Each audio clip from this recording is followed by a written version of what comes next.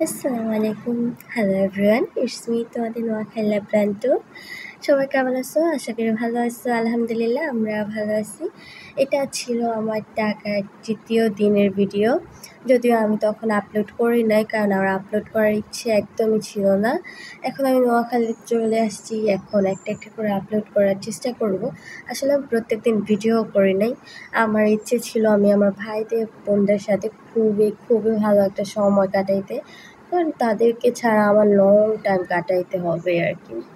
তো আর কি সেদিন আমি, আমার মামনি, আমার মা, আমার ভাইয়া বাবু, আমার নানু, আমরা সবাই মিলে বের হয়ে গেলাম চিড়িয়াখানা যাওয়ার জন্য। যেহেতু আমার ভাইয়া ছোটো, কখনোই চিড়িয়াখানায় যায় না, এটা ওর ফার্স্ট টাইম। তো আমরা চলে গেলাম এই চিড়িয়াখানা। এখানে আছে আপনার বোটানিক্যাল গার্ডেন। এই দুটো জায়গা আমাদের খুবই খুবই পছন্দের। যদিও বোটানিক্যাল গার্ডেনটা আমাদের জন্য খুব একটা সেফ না বা ভালো একটা প্লেস না, তারপরেও আমাদের খুবই ভালো লাগে। ঢাকার ভিতরে একটা সুন্দর পরিবেশ, যার কারণে আমরা প্রায় আসা হয়। চিড়িয়াখানায় তো আমি কতবার আসছি আমার নিজেরও ভালো করে মনে নেই। তারপরে আর কি ওকে নিয়ে ভিতরে চলে গেলাম।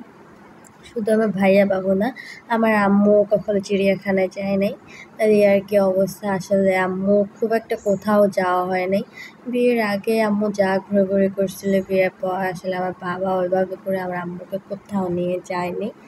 তো আম্মুকে নিয়ে বের হয়ে গেছি, যেহেতু আমার পুরো প্ল্যানটা এবার ঢাকা যাওয়া ছিল আমার আম্মুকে ঘোরাফেরা করানো, একটু ভালো সময় দেওয়ার জন্য। আমার আম্মুর 24টা বছর বিয়ের সংসারে কাটিয়ে দিল, তার জীবনের কোনো খুশি দেখতে পাইনি বড় হতে হতে। দ্যাটস আমার প্ল্যান যে আমি আমার মাকে দুনিয়ার সব সুখ দেব। আমি আমার মাকে দুনিয়ার সব সুখ দিতে চাই, এই আর কি। তারপর আমি আমার ভাইয়াকে নিয়ে ভিতরে চলে গেলাম। সে ফার্স্টে একটু ইন্টারেস্টেড ফিল করতেছিল না, তারপর তাকে একটু নিয়ে হাঁটাহাঁটি করলাম। আসলে সে এত মানুষের ভিড়ে হাঁটতে ফিরতে চলতে পারে না, যেহেতু এই প্রথম সে এত মানুষের ভিড়ে আসছে। তারপরে আর কি আমরা ওকে একটু হাঁটাহাঁটি করায় যখন সে কমফোর্ট ফিল করলো, সে নিজে হাঁটাহাঁটি শুরু করছে। সে আমাদেরকে নিয়ে গেল শিশু পার্কের মধ্যে। তারপরে আর কি আমরা 2টা রাইডে উঠি। ফার্স্টে আমরা একটা ঘোড়ার রাইডে উঠি, যেহেতু বাচ্চা আমি ভাবলাম ওর একটা এক্সপিরিয়েন্স হয়ে যাবে।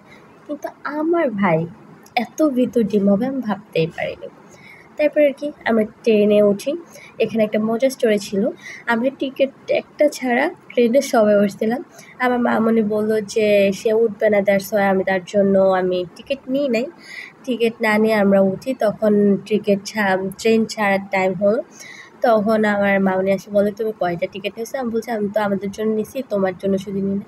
পরে ও বললো যে আচ্ছা ওকে। আমি বললাম চলো তুমি উঠে যাও, আমাদের পাশের সিটটা খালি ছিল। তো আমি ওকে জোর জবরদস্তি করে উঠাই নিই। সেখানে সে টিকিট ছাড়া ঘুরে আসে। তারপরে আর কি প্রথম আমার ভাইয়া গন্ডারকে দেখে একটু খুশি হলো, তার কাছে ওটা হাম্বা লাগছে। সে বলতেছে হাম্বা, আমি বললাম আচ্ছা ওকে ফাইন। তারপর সেই গাধা, ঘোড়া, তারপর জেব্রা, জিরাফ এগুলো খুব এনজয় করছে। এর বাইরের জিনিসগুলো একটু ভয় পাচ্ছিল, যেহেতু এগুলোর সাথে এখনও ভালো করে পরিচিত না। তবে একটা মজার বিষয় কি, চিড়িয়াখানায় যাওয়ার পর আমি আমার 3 বোনকে দেখছি। হাবিবা, দেন সোম, অ্যাশ, আমি সবাইকে দেখছি। ও মাই গশ, মানে ওরা 3জন সেখানে একসাথেই আছে। মানে কি আর বলবো, আমি বড় হওয়াতে আমি একটু দূরেই থাকি, কারণ ভয় তো পাইতে হবে, না হলে একটু বেশি মাথায় চড়ে বসে। তারপর আর কি একটা মজার বিষয় কি, চিড়িয়াখানায় যাওয়ার পরে আমি আমার ঢঙ্গি বান্ধবীকেও দেখছিলাম। ও মাই গশ, দেখেন কী পরিমাণ ঢং করতেছে তার পেখমগুলো তুলে। ওখানে আমিও ছিলাম, বুঝছেন।